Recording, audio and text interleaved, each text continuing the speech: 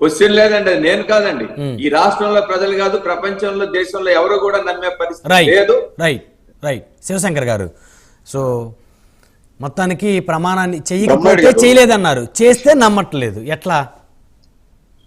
ఈ ప్రమాణాలు కాదండి, ఇప్పుడు ఇండియన్ ఎవిడెన్స్ యాక్ట్ ఉందండి, విచారణ ఉందండి, ఎంక్వైరీ జరగాలి, జరుగుతుంది.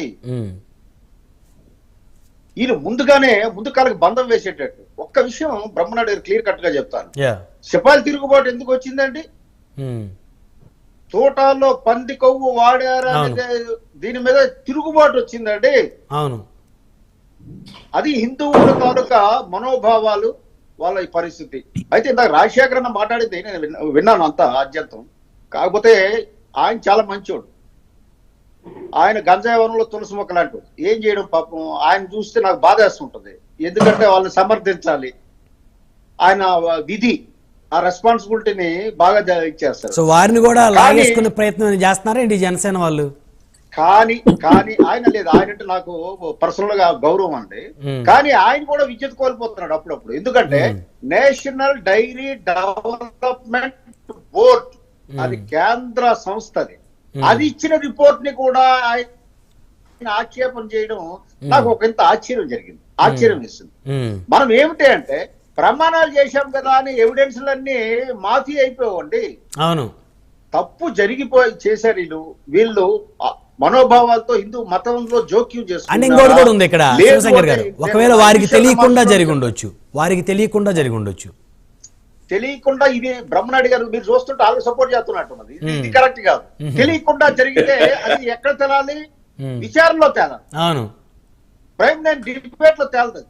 అవును, విచారణలో తేలాలి. అంటే కింద ఉన్న సిబ్బంది అధికారులు తప్పు చేసి అంతవరకు ప్రమాణం చేస్తాను, కొవ్వొత్తాను, ఆర్థిక రూపం వెలిగిస్తాను, కొబ్బరికాయలు కొడతాను. ఈ డ్రామా వద్దండి, డ్రామాలు అయిపోయాయి, కథ అయిపోయింది, కథ కంచికి అయిపోయింది, మనం ఇంటికి వెళ్ళిపోయాం, అది అయిపోయింది. ఇప్పుడు మీ పాలనలో జరిగినటువంటి ఇవన్నీ కూడా ఎవిడెన్స్, వాటికి సమాధానం చెప్పండి మీరు. వాటికి చెప్పడం మానేసి ప్రమాణం చేస్తే అయిపోద్ది. అందులో ఆయనకి అసలు హిందూ మతం మీద విశ్వాసం లేని వ్యక్తి, నాస్తికుడు ఆయన. మరి అటువంటి వ్యక్తిని ఇప్పుడు టీటీడీ యాక్ట్ సపరేట్ గా ఉందండి, ఎండోర్మెంట్ యాక్ట్ సపరేట్ గా ఉందండి. టీటీడీ యాక్ట్ లో ఏంటంటే మత విశ్వాసం లేని వాళ్ళు అసలు దర్శనంకి వెళ్ళకూడదు.